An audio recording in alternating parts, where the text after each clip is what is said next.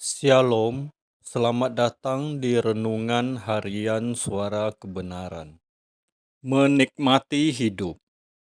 Mari kita menikmati hidup dengan cara yang tidak dimiliki oleh anak dunia.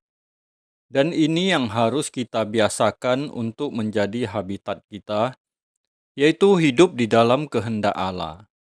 Dari menit ke menit kita memperhatikan setiap gerak pikiran dan perasaan kita, juga setiap kata yang kita ucapkan, setiap perilaku, tindakan, perbuatan kita.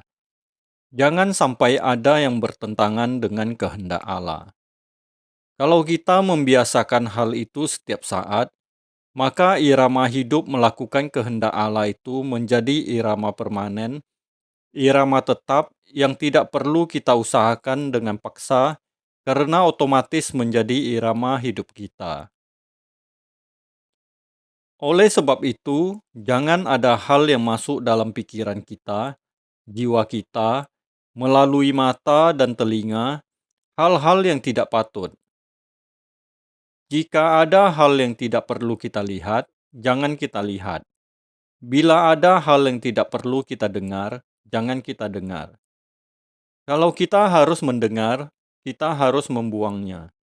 Kita bisa membuangnya dengan sengaja, sampai kita punya seni atau keahlian membuang setiap hal yang tidak patut.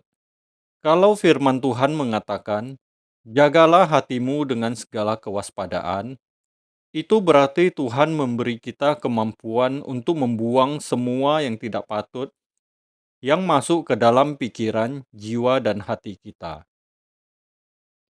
Kita tidak bisa melarang burung terbang di atas kepala kita, tapi kita bisa menghalau kalau ia mau bertengger atau bersarang di kepala kita.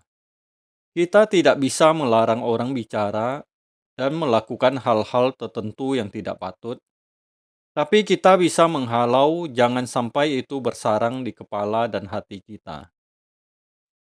Kita melihat betapa rusaknya manusia di mana sejak kanak-kanak melihat tontonan yang telah membangun bangunan berpikir yang fasik, kafir, melawan dan menentang Tuhan. Dan semua kita telah menjalani hidup dengan cara yang salah ini sejak kecil. Selain pengaruh orang tua, lingkungan, pendidikan, juga pergaulan, di mana masing-masing kita bergaul dan menyerap hal-hal yang tidak patut. Ditambah lagi dengan gen orang tua kita yang buruk, yang menciptakan manusia duniawi yang melawan atau menentang Allah.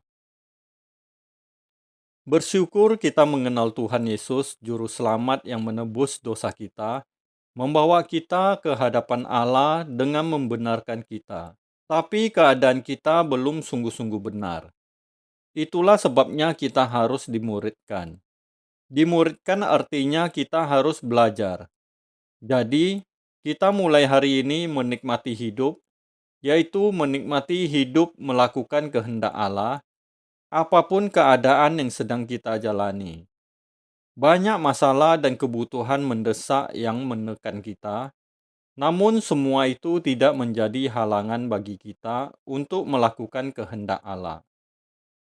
Dinamika hidup yang bagaimanapun tidak membuat kita berhenti melakukan kehendak Allah. Justru semua keadaan yang berlangsung menjadi sarana kita melakukan kehendak Allah. Hanya Roh Kudus yang bisa menolong kita melakukan hal ini. Itulah sebabnya betapa pentingnya ketika kita bangun tidur, kita mulai dengan datang kepada Tuhan. Tanpa banyak permintaan, kita menyembahnya. Kita mohon bagaimana kita bisa takut akan Allah yang benar, mengasihi dan menghormati Allah secara benar. Roh Kudus pasti menolong kita. Betapa indahnya kehidupan yang dari menit ke menit melakukan kehendak Allah, yang sama dengan dari menit ke menit menyukakan hati Tuhan. Kenyataannya, tidak banyak orang yang sungguh-sungguh hidup menyenangkan hati Allah. Tapi mari kita berpikir seakan-akan kita yang ditunggu oleh Bapa dan dinantikan oleh penghuni surga untuk menjadi manusia yang membuat senyum Bapa di surga.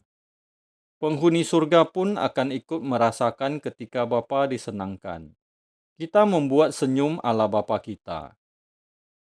Karena firman Tuhan mengatakan di Lukas 15, jika ada satu orang bertobat, malaikat di surga bersorak-sorai. Mengapa malaikat di surga bersorak-sorai? Karena Bapa di surga disenangkan, disukakan, dibahagiakan oleh kejadian adanya satu orang bertobat. Kita mengalami pertobatan terus setiap hari semakin menyenangkan hati Allah. Berarti kita membuat dan menciptakan suasana di surga di dalam kehidupan kita di bumi, bahkan sampai di kekekalan.